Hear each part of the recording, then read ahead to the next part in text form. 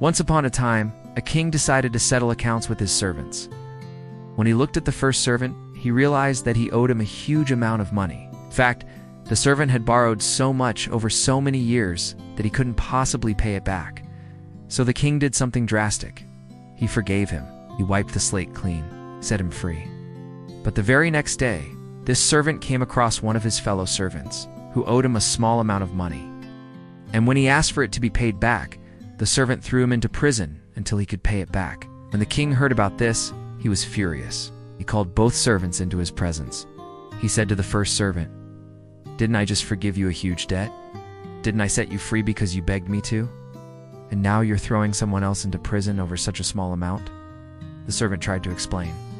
"Of course, I would never have thrown him in prison if you hadn't forgiven me. But now that I owe you so much, how can I ever repay you?" The king said, "You've misunderstood. You don't repay me by giving me money. You repay me by being merciful, by forgiving others." Then he gave the servant another warning. "If you don't forgive others for their trespasses, neither will your Father forgive you." In other words, God expects us to be forgivers, just as He is the forgiver. He doesn't expect us to keep track of wrongs and rights and tally them up and make sure that we get our pound of flesh. Instead, He wants us to pass on the forgiveness we've received. Now, let's be honest. It doesn't mean that we forget or pretend it didn't hurt. We may have every right to feel hurt, angry, or even violated. But when we choose to hold on to those feelings, we become like that unforgiving servant. We imprison ourselves in bitterness and regret and resentment instead of letting go and letting God take care of it. Forgiveness is a choice. It's a conscious decision to turn loose of the rope we're holding on to. It's a deliberate action to break the chain of offense. It doesn't excuse what the offender did. It doesn't ignore the pain they caused. It simply refuses to let their actions keep hurting us.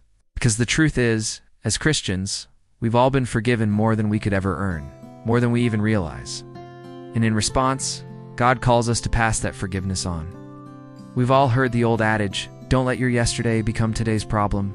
But when it comes to forgiveness, we need to add a little bit to that. Not only should we not let yesterday become today's problem, we shouldn't let today become tomorrow's burden. When we refuse to forgive, we don't imprison the other person. We imprison ourselves, keep ourselves chained to the past. But when we let go, we live free. We break the cycle before it breaks us. He had been forgiven a mountain of debt, more than he could ever repay in 1,000 lifetimes. Yet, when faced with a much smaller wrong, the servant chose chains over compassion. Jesus tells this story to remind us, we are that servant, all of us. God has forgiven us more than we could ever earn, more than we even realize. And in response, He calls us to pass that forgiveness on. Forgiveness is a choice. It's a conscious decision to turn loose of the rope we're holding on to. It's a deliberate action to break the chain of offense.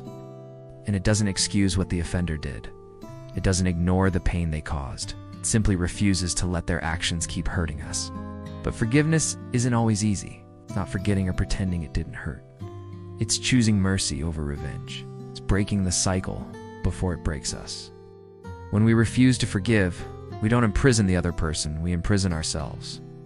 But when we let go, we live free. Thank you for watching. If this story moved your heart, be sure to like, share, and subscribe for more gospel truths made simple and real. And remember, when forgiveness feels hard, look at the cross and let grace lead the way.